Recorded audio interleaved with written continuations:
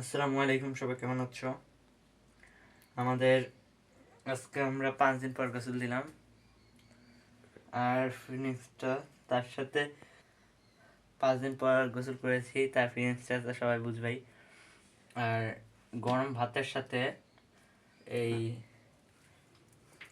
এটা চান্দা মাছের মশলা, এটা দিয়ে খেতে কিন্তু অনেকটাই গরম ভাতের সাথে এটা মশলা এই যে হবে কিন্তু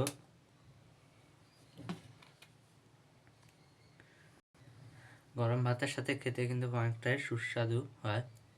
সবাইকে এই যে গরম ভাত আর 5 দিন পরে গোসল করার সেটাও চলে আসলো। এই যে গরম ভাত মিথ্যা কিন্তু এমনি, আর এই যে চচ্চড়ি, চচ্চড়ি না ভর্তা। সবাইকে ধন্যবাদ।